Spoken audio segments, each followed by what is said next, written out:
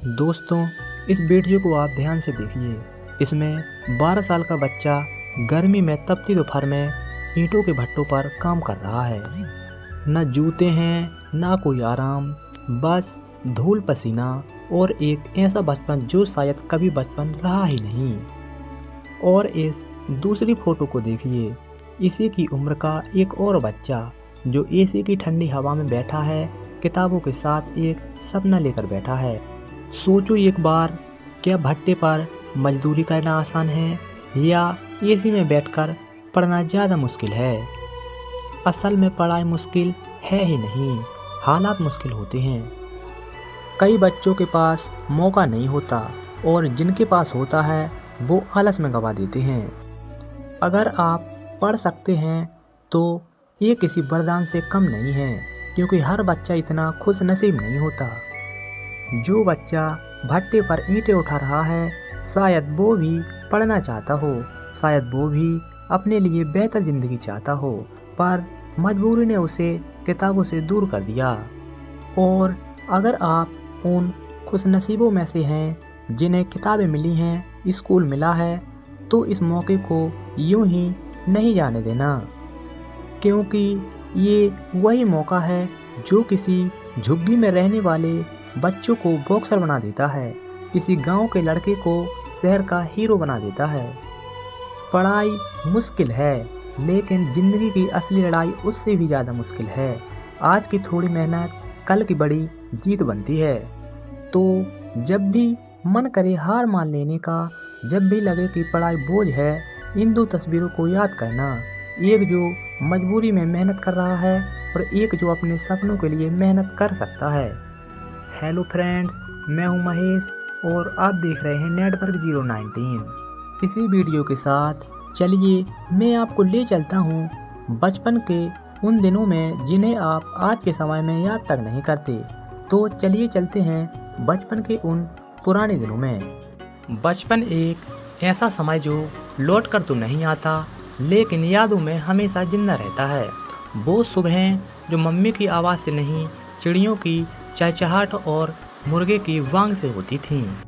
Alarm नहीं था, लेकिन नींद वक्त पर खुलती थी। स्कूल की ड्रेस खुद प्रेस करना एक बड़ा काम लगता था।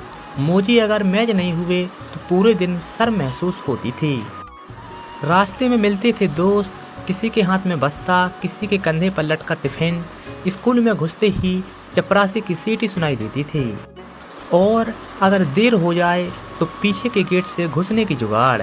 टिफिन की घंटी का इंतजार सबसे ज़्यादा होता था, क्योंकि उसमें सिर्फ खाना नहीं, दोस्तों के साथ बांटी हुई खुशियाँ होती थीं। तेरे पास क्या है? मेरी मम्मी ने पूड़ी बनाई है। और फिर शुरू होता था आधा आधा एक्सचेंज का खेल।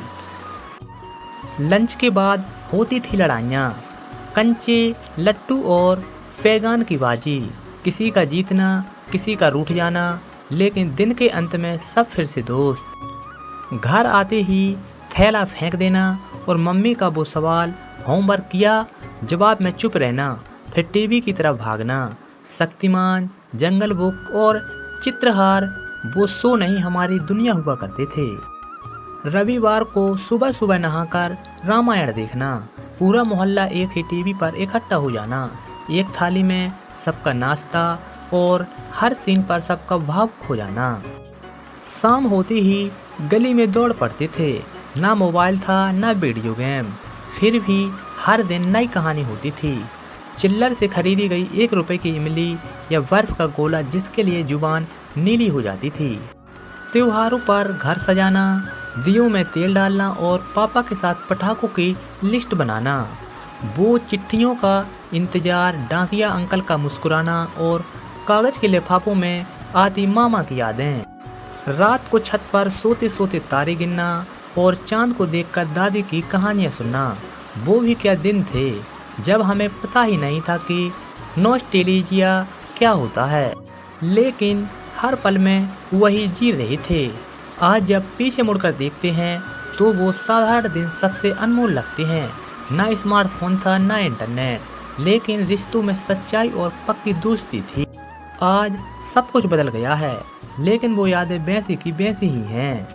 ये कहानी सिर्फ मेरी नहीं है, ये हर उस इंसान की है जिसने 90s में बचपन जिया है। अगर इन 90s की यादें आपके भी दिल को छू गई हों तो इस वीडियो को शेयर कीजिए और कमेंट में बताइए आपकी सबसे प्यारी बचपन की याद क्या है। मिलते हैं अगली कहानी में, तब तक यादों को सहेजिए क्योंकि असली खजाना वहीं छुपा है।